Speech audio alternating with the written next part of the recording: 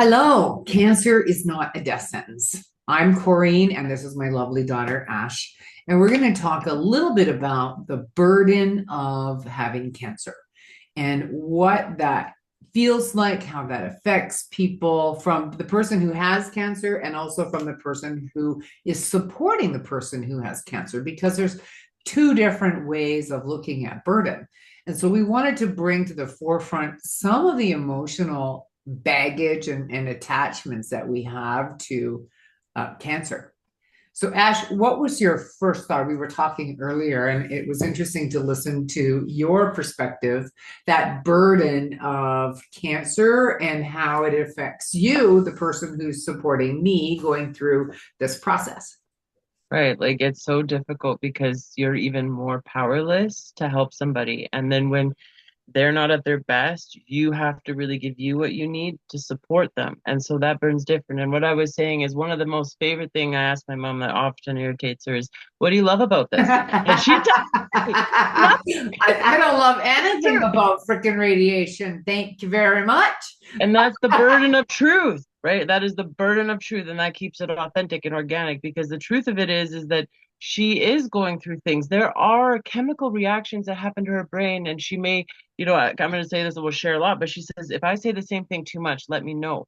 And it's like, Yeah. because chemo brain is a thing. And so it's the burden of, I remember Grandma Lynn, God rest your soul, Grandma Lynn, but she would tell the same story 5 times in one sitting. And I remember just being really good at being okay with it. And there's nothing to fear about that. What I love about that is you're alive to tell the story. That is the Absolutely. truth, right? Absolutely. So, for the burden of the person that's watching, it is being helpless and being able to help the person that's going through it. And also looking after themselves, making sure that the supporter is getting the support that they need. So, what are some things that support you as you're going through this process? Because we want to give them some tips on how to actually support themselves going through this process, because it's not easy, not by any stretch of the imagination. I mean, if the journey is 3 weeks, it's very different than if the journey is 5 years or 10 years. It's a very different kind of energy that you're putting into urgency energy, or like it's a marathon or a sprint. And there's different types of support that you might need. So what are some of the things that you do that supports you? So immediately, like for one, is you got to take the you and I out of suffering, right? I use a lot of play on words, right? But the point is that if you don't, this line saved my life. I am not failing. I am struggling, and I am Right. not suffering in the struggle. So when there are days when it's harder than others, right? And so it's not about taking that day to talk about family secrets or drama, right? If they're going through, you don't want to add to it, right? So like there's a sense of discretion, right? And also like using your discretion, like when you're watching your loved one in pain, I tell you, there's a level of scared angry that you get, Mhm. like scared angry, like that all these chemicals and it's physiological and you can't change how you're reacting and you have to give yourself what you need. And so I automatically just say, you know what? She is not going to leave me because I notice it hits my triggers. So Yeah. every individual, no matter what you're going through, you're going to be faced individually with your own triggers. And so I always say, how can I celebrate this thing? I say, Mom, you're fine. You're healthy. Look at how you feel. And I tell you, that is so comforting because it's easier to pretend. Like that was the thing I said for today. Like it's easy to pretend you don't have it because you just keep functioning. You keep living your life. You have the same level of normalcy until the point is like, I remember when we came to visit, I was like, Mom, Dad, like you guys were doing everything. And I'm like, what are you guys doing? Right. And you guys don't act like it is. And I think that's a huge part is the burden of like waking up and thinking, you are the cancer, you are the disease, you are the issue. No, you are a person with cancer. You are a person who has like for me, I'm a person with a mom who has what she had, a dad who had what he had, but I'm not the disease and I'm not the heart attack. I'm not the things. Do you know what I mean? Yeah, for I'm sure. someone. So it's about removing and separating and isolating the burden. For sure. So That's how I do it. Yeah. like I can remember, because at one point I could barely walk. And so Yeah. I remember going to Costco and I actually had to use the scooter, the wheelchair thing. And I went, geez, people are absolute jerks to Yeah. people in those things. Like people, they were hitting me. They were like banging into me. It was awful going through that process. I only ever did that once, but with a walker, and I could feel the judgment, like, hurry up, get out of the way, blah, blah, blah. Like you almost feel that. And I kept saying into my head, shut up, I have like bone cancer in my head. And I was literally, the affirmation is, I have bone cancer. I went, what the hell? Why can't I have a different affirmation than that?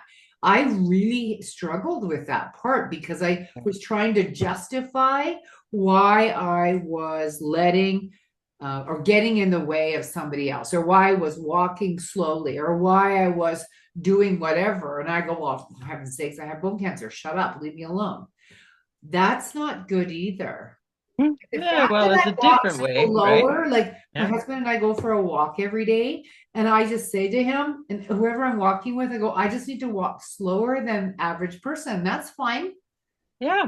Then I'm like a speed demon, right? I don't like to Yeah. do anything slow. Yeah. So for me to accept the fact that it's not the burden of having a disease, it's not that I want to be in denial of it, but I want to live my life with that, without it identifying who I am. It isn't who I am. As you said, I am a person Yeah. who happens to have a terminal disease. And then my brother says to me, Cream, I have three of those. Right? It's not a contest, right? That's that's adorable. that's so true. And he works as a construction safety officer, and he's going up 40 floors and walking up and down. He's in great shape. And so he, sorry, yeah, I have one, he has three. So it's like, wow, you are impressive. So the Yeah. burden of the disease, the name of the disease, sometimes gets to be a little overwhelming. Yeah. And like the one thing about it is I love is I can survive, right? Remember, you Yes. don't have cancer. I can survive. And I just want to put a little grace and humility in the journey because the point of this message is not to mention that, oh, it's easy, oh, it's not hard. The point of it is that it absolutely is hard because Yeah. again, hindsight is 2020. I remember in the beginning of this year, January to February to March to thinking like every day counts. Please take this, don't take it for granted. To like I was not myself. Like I feel like I'm finally kind of like we've been already talking about our business and our life and our practices. And I think to myself, we just went through like if you want to imagine if you went like life, and I'm sure a lot of people watching can relate, it's like we went down the tree and we hit every branch on the way down, Yeah. right? And so it's like the recovery on that and also recognizing that on the journey down, what I said, the whole point of this message was you're always going to have a struggle or a something going on, but you have to find joy while you're still solving that, Yeah. and like that's the whole point. And I love the other thing too is we're all souls that haven't crossed over. We all have unfinished business. And if you can love the things you cherish the most every single day and find an opportunity to do that, it's never a wasted day. Yeah. And like what I learned more, and I just went through my own turbulence with my own friendships right now, like on the emotional level. And then the full moon came last night and I did some beautiful energy work. And I'm just going to tell you, I am no longer going to hide my skills. My whole energy that I learned in this last full moon was I am no longer going to let anybody stop me from helping my message go around the world, which is I want everyone to love the worst version of themselves because when they love the worst version of themselves, they will never be in conflict. Because the government wants you to find the drug, find the reliance on them, find their, digital money or whatever, all these things. So we rely on them, not rely on our communities, not rely on our support systems, not rely on our tribe. You know what I mean, so to speak? And it's like when we go back to the basics, like I really do think I might want to start a movement. And I was a little extra, but why do we have to continue the rat race? Why can't we Yeah. right? Like, why can't we just go back to the superhuman basics? Yeah. For sure. And that's the next burden on the list of life. But for now, the burden is, Mom, I'm so happy to see you healthy. Me I'm too. so happy to see you energetic and lively. And I love that we do these little videos, these little things, because the truth of it is it's the work we do. The Yeah, work that we it's the do, work that we do. yeah. The meditation class, the sacred nest, the sessions we do, the people we work with, and the everyday. It's not what we do for work, it's the everyday, Because right? we walk, I think the difference is we walk the talk. I had a client Yeah. say to me the other day, she was new to the meditation class, and it was like, she's, I'm very pleased. She wanted to know, whether there was a spiritual aspect to the hypnosis school or a spiritual aspect to the meditation class. And I went, yeah, you're talking to, and I hid that for a long time too. So I'm very grateful that you're not hiding it as long as I did. And so to take that spiritual aspect, and spiritual means something different to everybody, and there's not a wrong way. And so many people think, when they're Christian, it's through Jesus Christ and it's that's the only way. And the Catholics think that if you do, whatever it is, Yeah. I don't think God is love. That's what God is. And I think Yeah. we think about that, how to love ourselves is how do we love God? How do we love that spiritual aspect of ourselves, which when we live in the Western world, it's all about that masculine power energy, where when we live in the feminine, it's much more that spiritual side, that intuitive side. And intuitively, like we don't prepare a lot for these kind of talks. So there's always lots of little nuggets of information that come out of these talks because it's very organic. And we Yeah. don't want to have a script that Yeah. says, we're going to have an idea. So today was about the burden of cancer. What is the burden of cancer on the person that is going through it? Because what they tell themselves is a lie. You are so much more than your disease. And then the Yes. person who is supporting is about, am I doing enough? Can I do something more? What do I do? I feel so helpless all the time. And it's like, no, actually, you need to look after yourself before you can help someone else. And that becomes a really important message to get out. People ask, well, how do you look after yourself? Meditate. That's a big thing. Meditate doesn't need to be, it could be a guided meditation.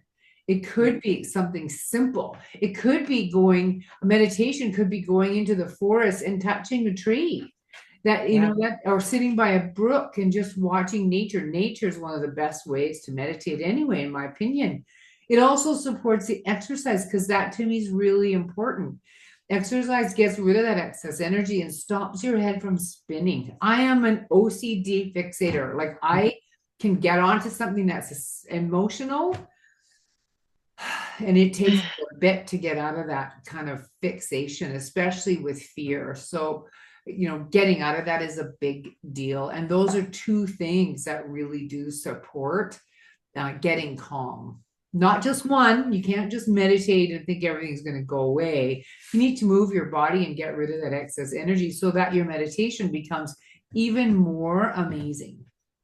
Yeah, well, the point of meditation is not what you watch, but what is going on the inside. For sure. See, the whole point of meditation, like I love it with the Osho Zen way, is that you can stare at a tree and it's natural to feel calmer when you do that. But if you can get calm in the busiest, chaotic rush hour time, that is the whole point of meditation, Sure. right? Absolutely. It's to be calm on the inside. But anyways, Absolutely. so what do we All want to right. talk about next week? Did we even have a segue? We're terrible. P.S. If we had a topic for last week and we are just We don't forgive know. us, okay? We don't have a topic for next week yet. We're just We going to did see we how it able to goes. anyways. So Anyway, anyways, you never thank you know so what you're gonna much get. for joining us. And I hope you have a great week.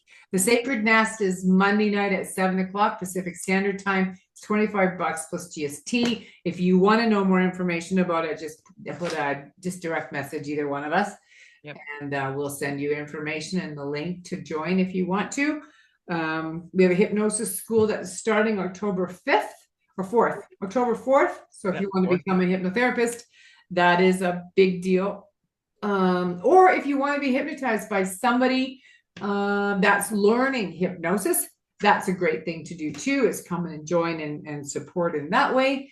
If you want a hypnotherapy session, Ashley is a wonderful hypnotherapist and she works out of Abbotsford, but she also does it online.